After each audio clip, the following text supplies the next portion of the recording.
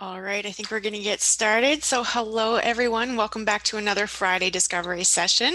Thank you very much for taking time away from your Black Friday shopping for joining us here today.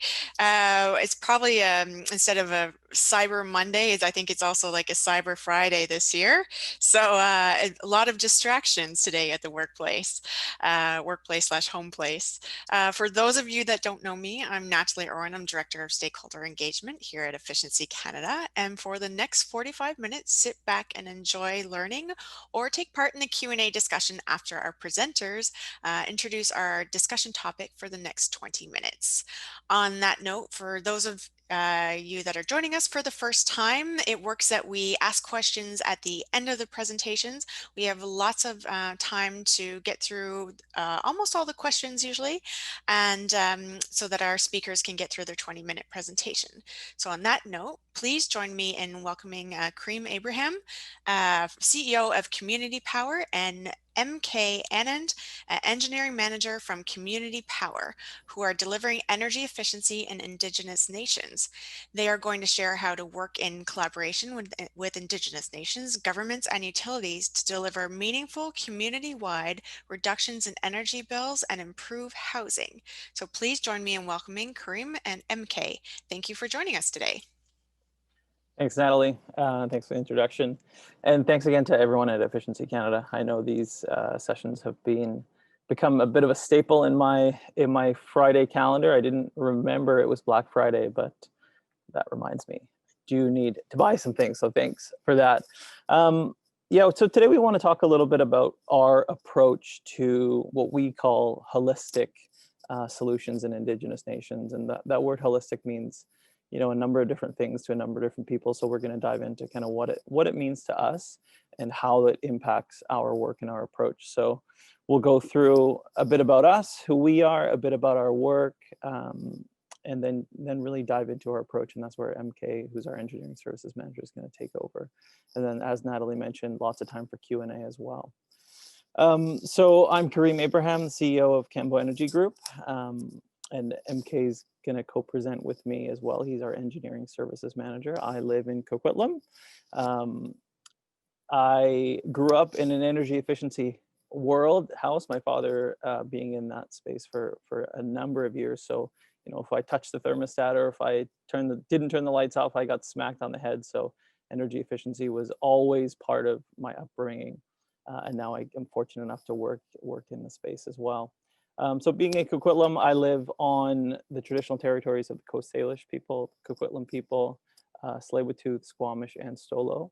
And, recognizing that land acknowledgement is really just a small step towards reconciliation. MK also lives fairly close to me, so he's on the same territories. And I really encourage anybody who hasn't done this. Native-land.ca is a great tool to really see all of the different territories from a tremendous number of nations across Turtle Island or North America or across the world. And so it's a bit of a rabbit hole once you get in, but a fascinating place to learn a little bit more.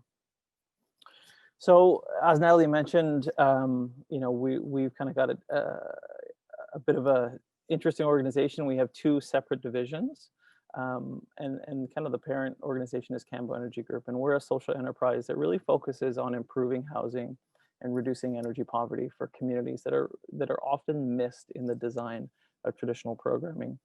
So we have two divisions: Community Power, which is really kind of the focus of what we're going to talk about today, which is holistic energy and housing solutions for Indigenous nations. And we also have a division called Empower Me.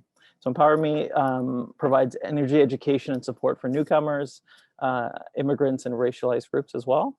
And so we're fortunate enough to work kind of at the intersection of three really extraordinary issues: reconciliation, climate change, and equity and systemic barriers in our society. And so we feel very fortunate to working in that space every day, and certainly helps us get up in the morning and work hard. So I want to start with a bit of a reality check when it comes to on reserve living in First Nations in Canada. So this is a pretty hard-hitting stat. This is from the 2016 census, which is a lot of people recognize that the census data is actually very underrepresented on reserve. But 44% of First Nation people who live on reserve live in a home that's in need of major repair. 44%. That's a huge number. 37% of people live in crowded housing. And you think about being in a pandemic, needing to isolate or needing to physically distance, really tough. And so this gives kind of a real sense of the housing crisis that is happening, that continues to happen across nations in Canada. And in addition to that, 26% of Indigenous households live in energy poverty, or about 150,000 households. Again, an extraordinary number. And so in this stat, and this is from our friends at CUSP, energy poverty means spending more than 6% of your after-tax income on energy costs. The reality is, and we're going to show a little bit more on this, is often 6% is low compared to what we see. And so there's often people who are much higher percentage-wise compared to their energy bills.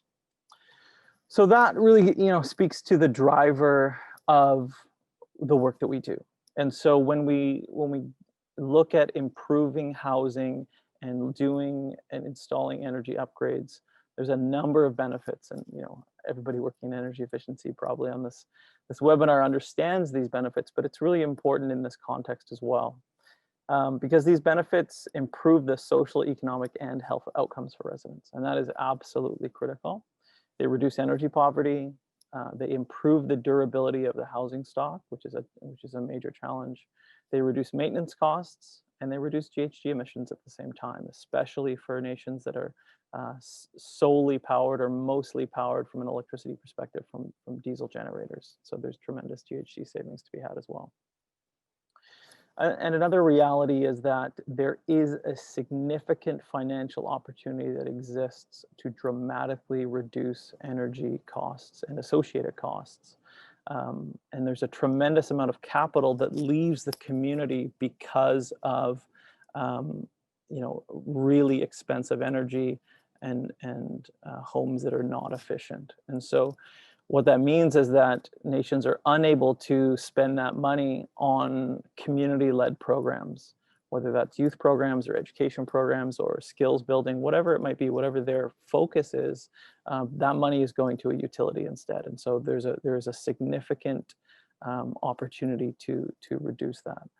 And so over the last 11 years, in partnership with over 60 First Nations, we've really kind of built a scalable approach, which includes software, tools, training programs, to really improve the health and safety and efficiency and comfort of homes in Indigenous nations.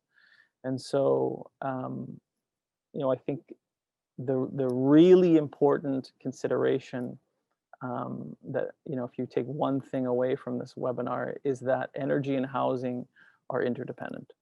And so a holistic approach is really, really important when you're trying to deliver on specific outcomes.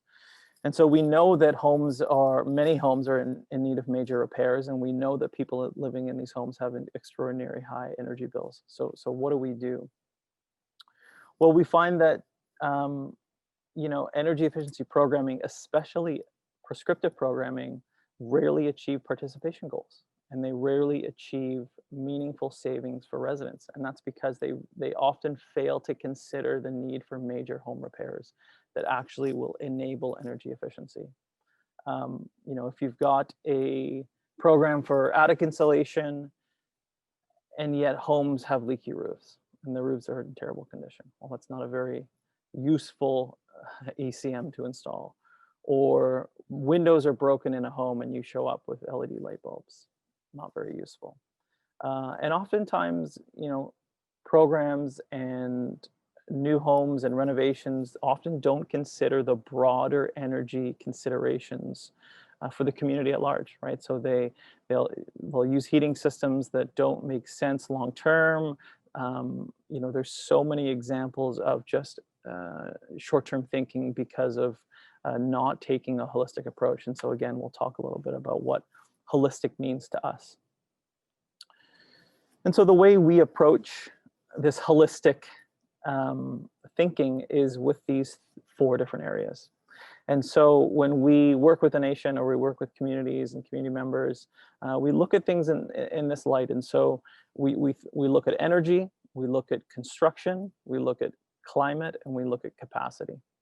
And we understand, or we try to understand, how these things are interdependent and are linked, because they are always interdependent and they are always linked.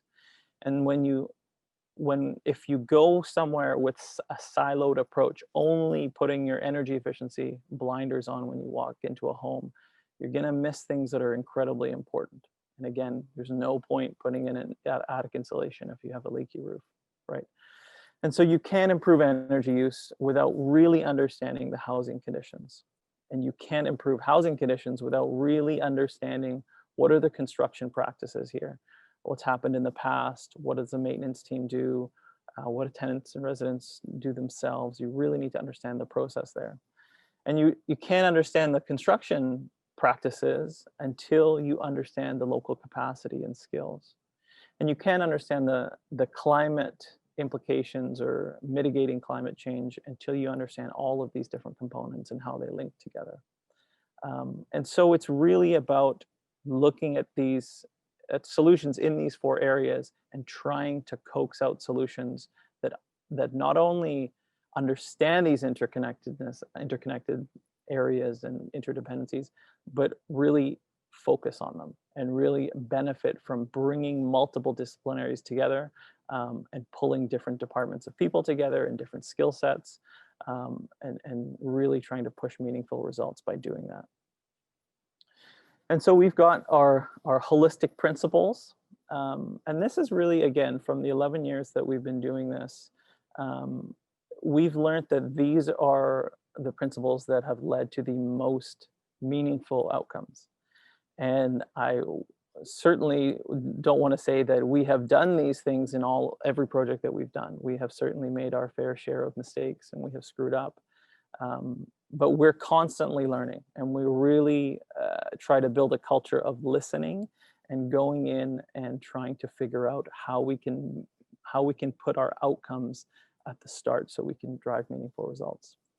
And so, when we talk about some of these things like practicality, well, what does practical mean? Well, it means that they're based on the realities, the resources, and the constraints of each nation, because each nation and community are different, and they have different skills and different resources.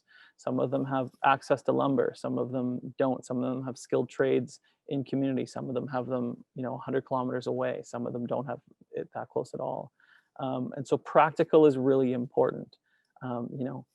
No, heat pumps are not practical when it's minus 40 outside and there are cracked windows in a home. So it's a good example of really understanding practicality. Long term, so they will benefit the community for years to come and aren't just band-aid solutions that only solve a symptom of the problem as opposed to the root issue. They're interconnected, as I mentioned. They take into consideration other aspects of life in the community. There's things like lifestyles within a community. Is there an area within a home for people to dry meat after the hunting season? Are we considering the local skills in the community? Are we considering the financial realities of community? If thermostats need batteries, are there batteries available for people to buy and replace 2 years from now? There's lots of these little examples. And I think a really important one to me is the outcome driven and technology agnostic. And this means that solutions are objectively measured against each other with the lens of community outcomes in mind. And so we're not just going after specific technology because we think that technology makes the most sense. We're looking at that technology in consideration of all technologies and in consideration of all potential solutions that we could look at to really figure out what the outcomes are. And so outcome driven, again, starting from outcomes, what are we trying to achieve, and work backwards from that.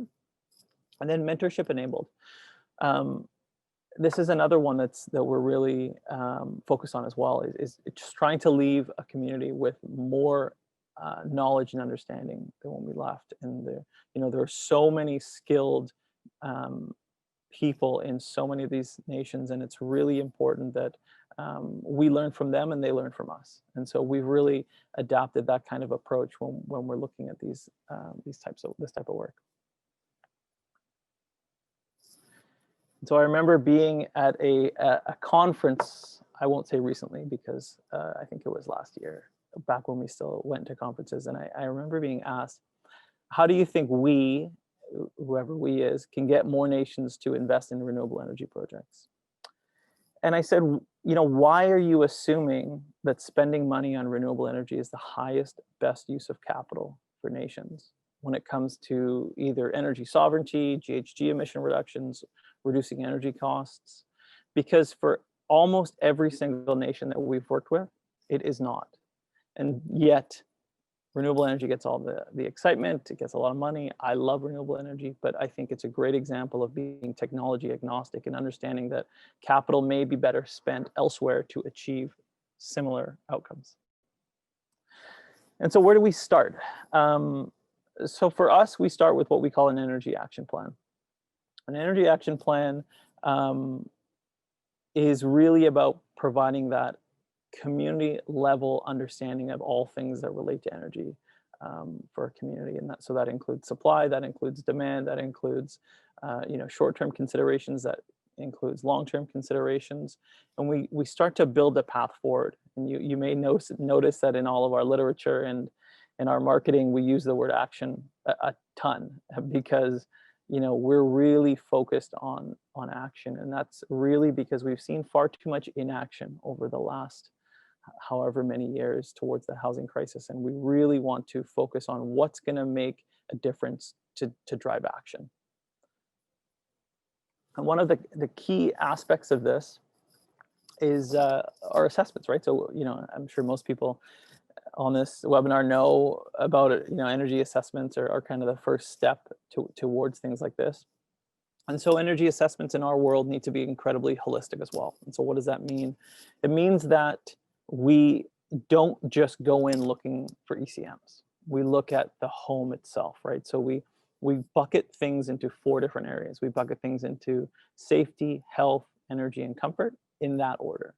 And so when we're in a home and we see something that's unsafe, or we see health issues, or we see, things that are outside of scope of a traditional energy assessment, we don't ignore it, we embrace it, and we include that as part of our process, so that when we go back and present our findings and we present a plan forward, we're not just addressing energy concerns, we're addressing housing concerns, because no one cares about energy efficiency, people care about housing.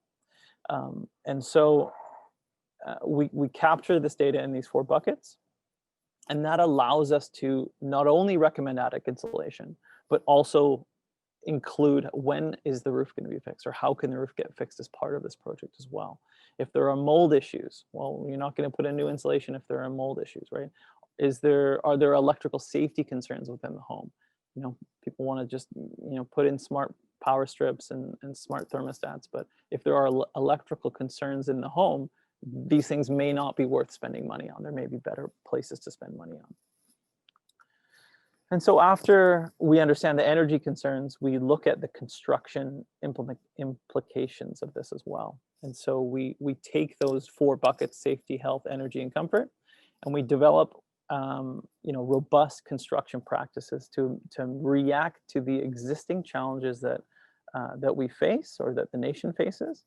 But we're also able to be proactive to prevent future challenges as well. And so that includes things like maintenance practices, tracking requests, construction guidelines, contractor vetting, making sure that you're picking the right contractors and there's good contracts in place.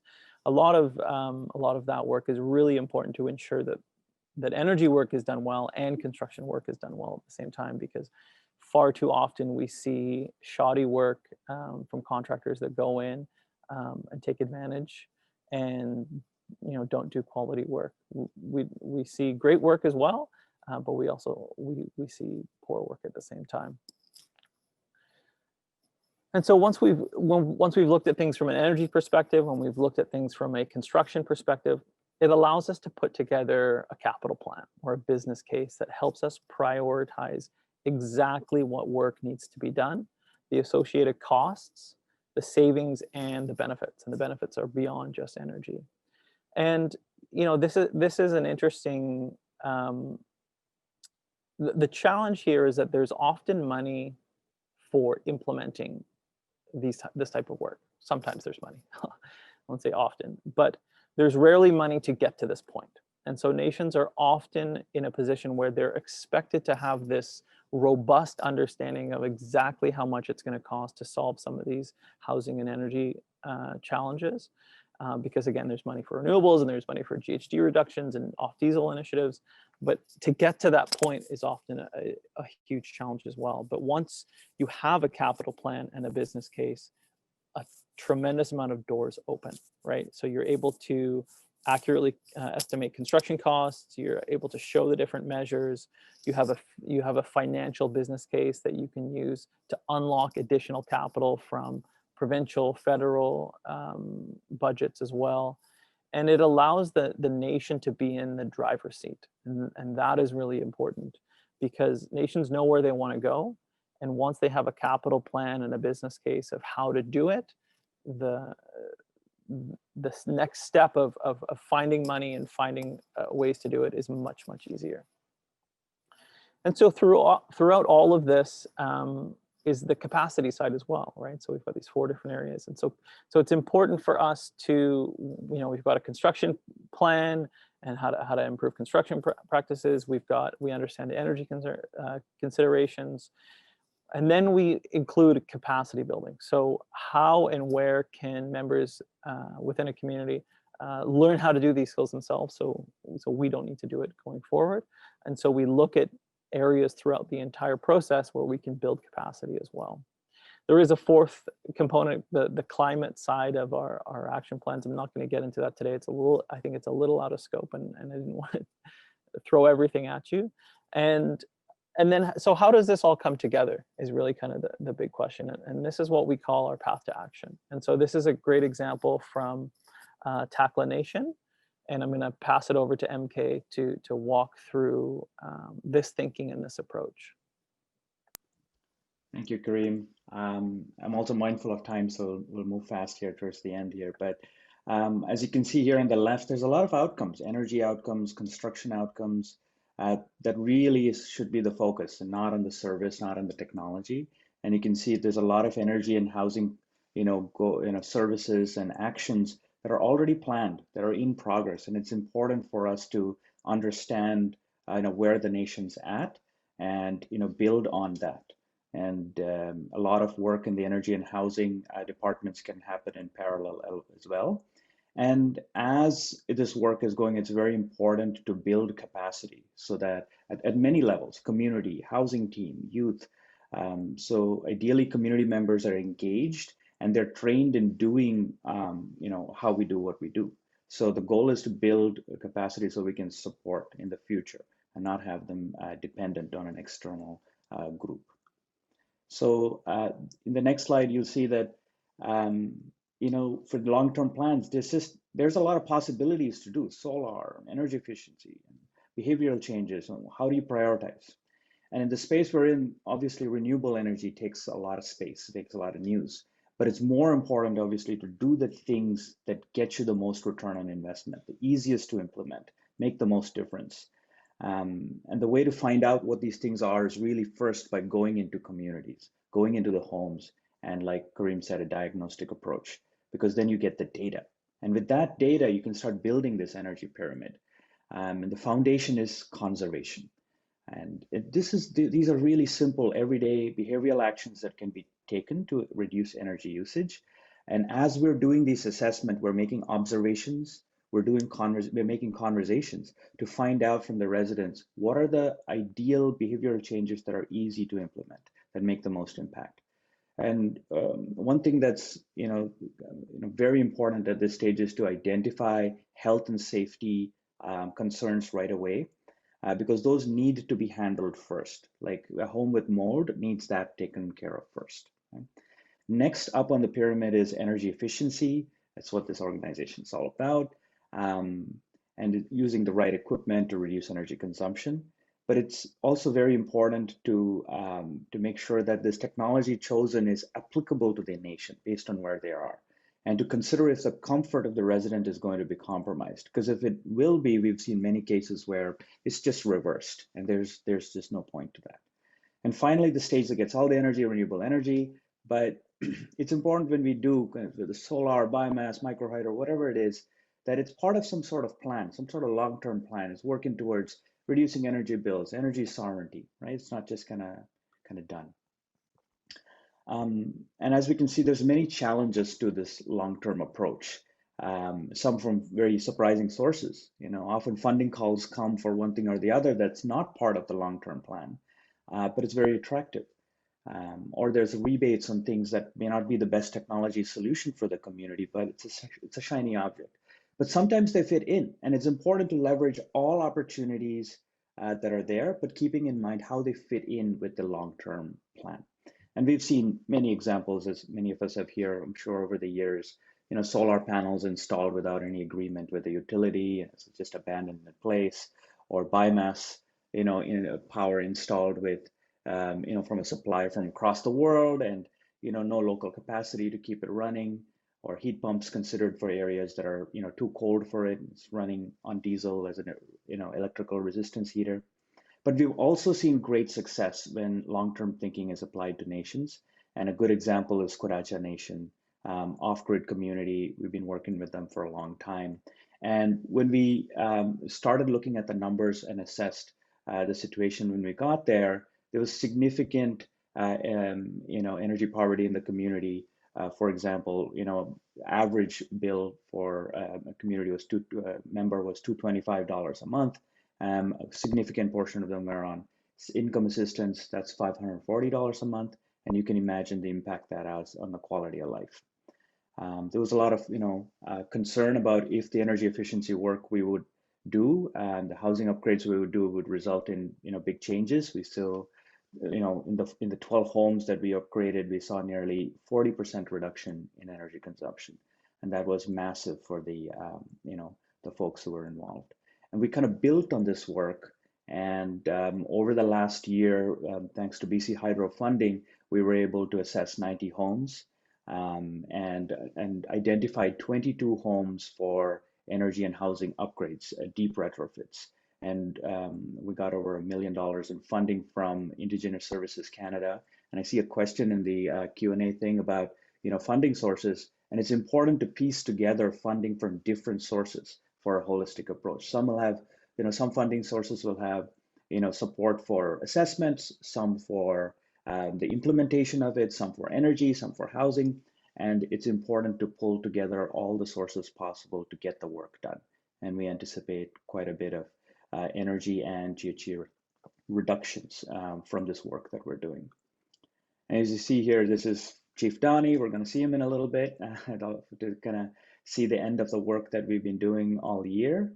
And we've also shown you the path to action for Takla Nation, where we're doing the energy action plan and addressing kind of the long-term energy concerns, planning for future upgrades to achieve their desired outcomes. And an important part of the holistic approach is community engagement, especially with the youth. There's no long-term planning without engaging and educating the youth. And this is from an youth energy mentorship program we're doing with Kudacha and Stakeholder Nations, where we're educating the next generation of climate leaders in energy efficiency, renewable energy, climate change, and mitigation, so that they'll be better prepared to handle these challenges and become energy leaders in their nation. And with that, I'd like to give it back to Karim.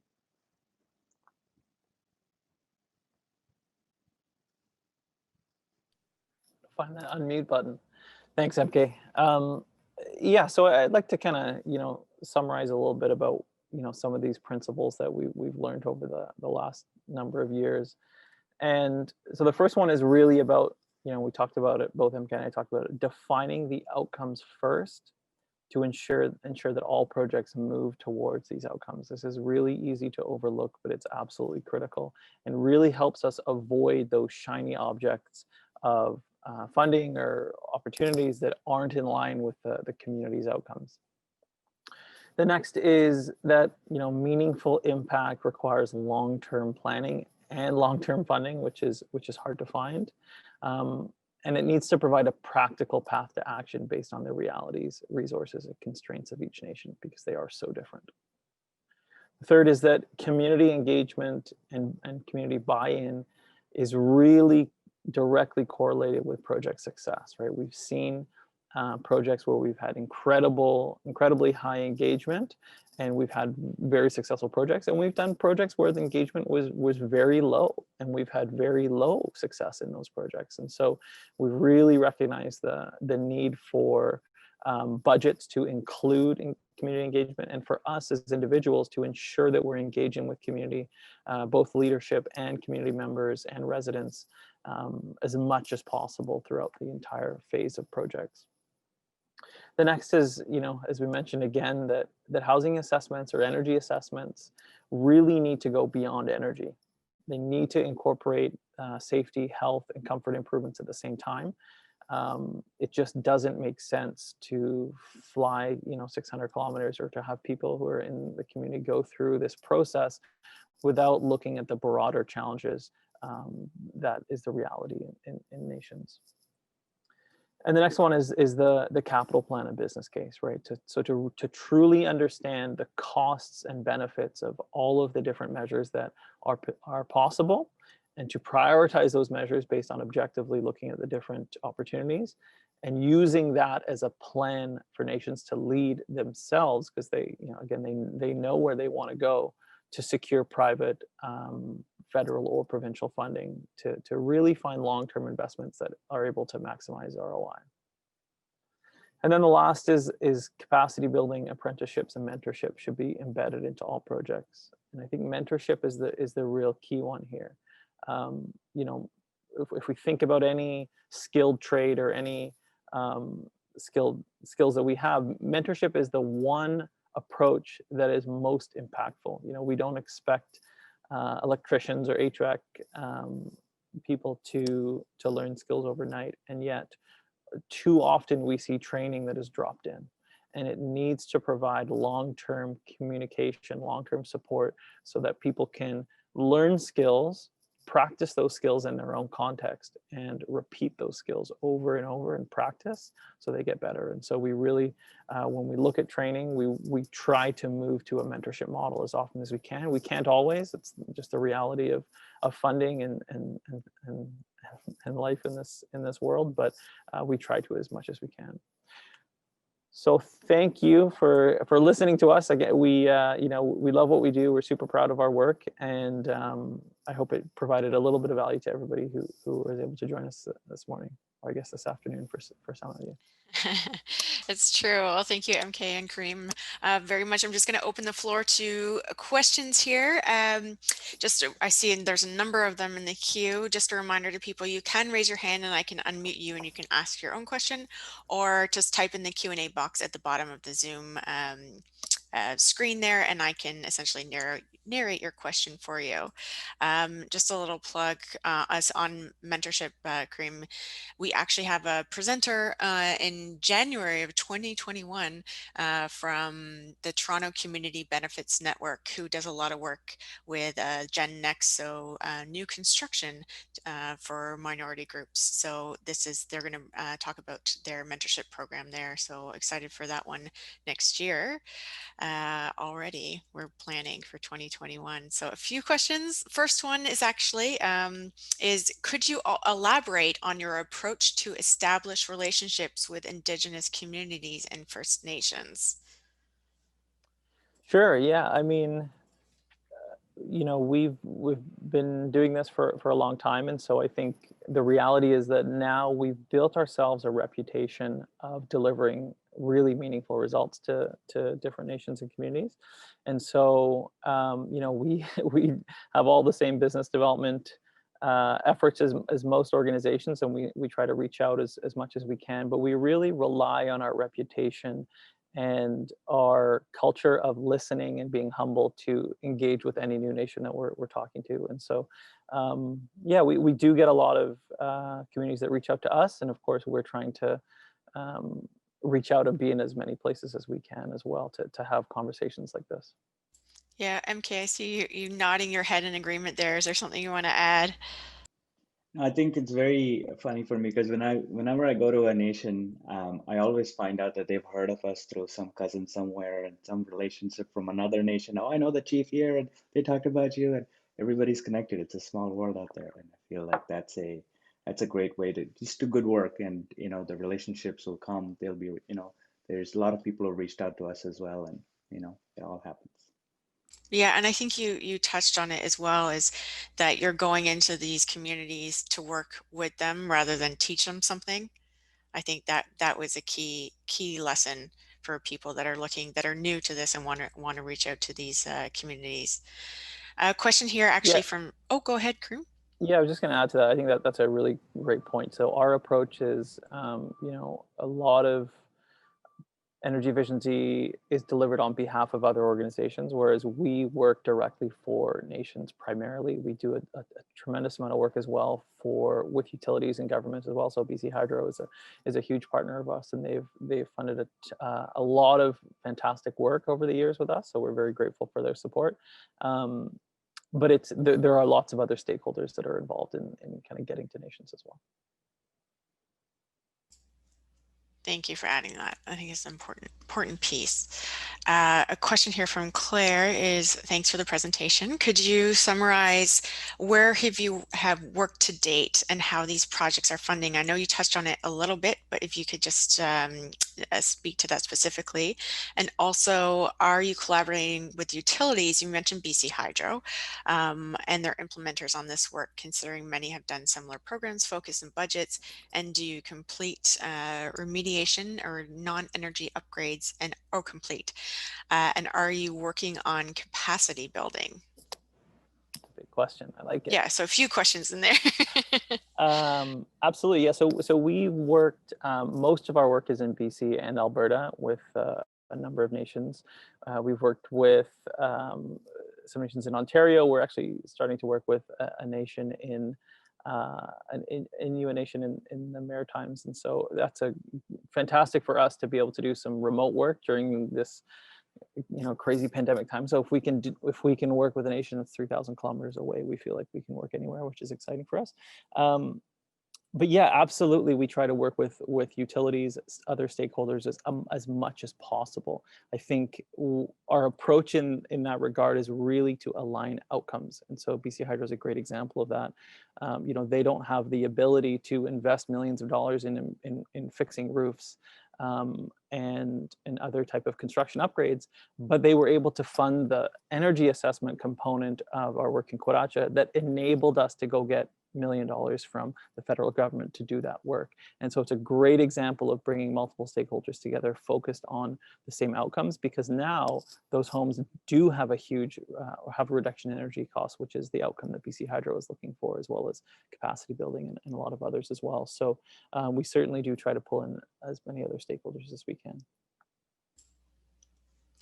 Thank you for that. That's working with multiple stakeholders is definitely key to success and to the speed at which you achieve that success as well, for sure. I have a question for here. You might be able to answer it, but it might be a question directed to BC Hydro. So I'm going to ask it, and if you don't know the answer, that's okay. So, what is a typical source of heating in houses on reserves? Electrical baseboards, or gas or oil wood burning furnaces, diesel, and do heat pump retrofits for heating purposes, would they be eligible for BC Hydro rebates if they were diesel? I'm going to let MK take this one. Sure. Yeah. So we've seen a variety of heating sources. Primarily wood stoves are very common, obviously because of access. But also we've seen it being complemented with baseboards. Electric propane furnaces have also made an appearance in quite a few nations that have logging road access to communities where propane can be trucked in. Um, so it really is quite a nice spread across nations. It's very dependent. It's very hard to say this is the main heating source in all communities. Wood is definitely common. Recently, we've been seeing electric wood combo furnaces show up. This is something that we think is as a good development. Heat pumps across the board are being considered for nations, and I can see that there are some rebates available, especially in BC for implementing these. Very important to kind of consider the balance point of the heat pump for the region that it's being considered so that it's an appropriate fit. But yeah, quite a few things in the mix there. Perfect. And that's what a plug for a home energy assessment for sure. Just a question here actually on the work that you're doing. You mentioned that you're doing remote work in particular.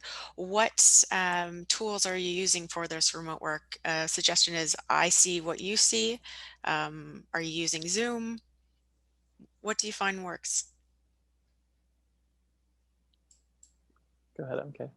Oh yeah, we use whatever whatever works by any means necessary. So we've done Blue Jeans, we've done Zoom, we've had visioning sessions over phone calls, we've done Teams, we've done like whatever wherever the community is at, we meet them where they are. Ideally, obviously the best case scenario is us going in person. In these situations, there's a lot of nations obviously that are on lockdown, so we're using different learning platforms. We're adapting to the challenges that we have. It's very important to do that, as things are changing. Different learning management platforms where we're using all the tools out there to deliver a high quality learning experience, and moving our programs to those kind of services so they can be self-led, and then connecting that with in-person experience or like on one-on-one experiences so that we can make a high quality experience happen. Yeah, and one of the biggest limiting factors is around internet accessibility, right? So I know there's been a large announcement from the federal government in terms of providing more access to broadband internet across the country, and that is certainly welcome by us because it's a real limiting factor when you're trying to do. I mean, work in the nation when you're physically there, you don't need it as much. You still need it, but you don't need it as much. But today, with the restrictions, it's become a necessity, and so it's a real challenge. You may have it in, say, the band office. You may have Wi-Fi, but as soon as you're out into homes and trying to gather information, it becomes a challenge. So. Just one last question here is from Jode is, I observed that in some Alberta-based First Nations, individual home occupants do not pay for energy and water bills. Instead, the community/bands pay for the utility bills. Creating a distinctive for home occupants and implement even the simplest measures such as fixing obvious air infiltration issues and water leaks. What strategies have you been able to implement or seen developed to address this agency Yeah, we've seen this, in some nations. And, the thing is, everyone wants a nice, comfortable home. And so these energy efficiency upgrades like water leaks or, air sealing and all of these things makes the home feel better. And so we've seen in a lot of nations that the housing managers are, even though the home is, the bills are being paid by the nation, it's the housing manager and the band's responsibility on making these upgrades happen, and people are not quiet about them. They have spirited discussions about I want my home to be more energy efficient, more comfortable, more safe, and they're not. It's an ongoing discussion, and it's a top of the priority list for housing managers to improve the condition of their housing stock. And so there's an impression might be somewhere there, yeah, nothing's happening, and people are ignoring these issues, and it's often the challenges come down the line. How do we make this happen? Where's the funding that's going to come from this? Everyone knows the problem in nations. Nations are actively kind of like trying to solve the problems, and even if the bills are not being paid by residents, a lot of this work has to be done with contractors anyway. There's some of this work that's not, things that you can just kind of, do ourselves. And so usually it's still a matter of finding the right partners, finding the right funding sources to help solve those problems. And I would add that's a great example of where community engagement comes in and is a critical success metric, because if we're able to communicate to the homeowner or the resident or the community at large why we're doing the work we're doing, or why the community is doing the work that they're doing, you get a lot more buy-in, right? Again, to MK's point, we don't often see residents who are unwilling to have their homes be more energy efficient. That's pretty rare. And I think, so our mission as an organization is clean and accessible energy choices for everybody. The reason we choose energy choices is because we believe people should have the choice over clean and accessible energy, but it shouldn't be forced on people.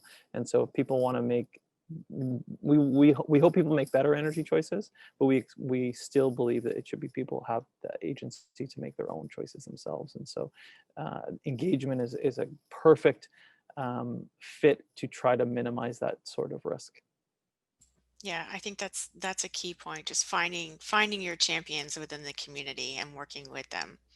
We'll see success, because you guys spoke to those communities that you've had, or projects that have had low engagement and high engagement, is a direct correlation to the project success. So I think that is a key point, and thank you for bringing that up again. Just noticing the time here, and we have a number of questions to get to. However, I'm going to end there. So Karim and MK both have their emails on the screen there if you want to email them directly. If you don't remember this, I can't write their emails down, feel free to email info@efficiencycanada.org or myself directly, and I can pass along your emails to our two presenters here today.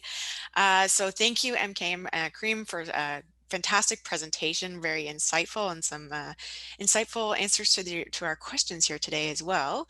And before I jump into who is going to speak next, thank you for that. I wanted to take an opportunity actually to let everyone know that this coming Tuesday is Giving Tuesday. And so many people actually don't realize that Efficiency Canada is actually a charity. So we are housed at Carleton University. This means that the funding for our work is made possible through donations. So if you enjoy these free discovery sessions each week, please consider donating on Tuesday, Giving Tuesday. I'm also really excited to share that all donations made to Efficiency Canada the morning of December 1st, so Tuesday, will be matched dollar for dollar up to a $10,000 donation by Carleton University. So this means that your donation of, say, $25, $50 will go to Efficiency Canada. So I'm pretty excited about that. It's pretty awesome. So thank you to Carleton University for doing the fund matching on Giving Tuesday. And I will remind people that we only ask for donations once a year. You can give throughout the year, but we we focus on the work that we do, and we only really ask on Giving Tuesday. So please consider donating. Thank you very much. And so next week, we will be joined by our speaker from Enbridge, who is going to share information on renewable natural gas. So we'll find out how the sustainable and resilient energy source will be a part of Canada's clean energy future and how it relates to energy efficiency. So another great, interesting topic I'm looking forward to next week. I wish every day was Friday. So thanks so much for joining us, and I look forward to seeing you next Friday. Have a great Black Friday today, and Cyber Monday and Giving Tuesday, everyone. See you next week.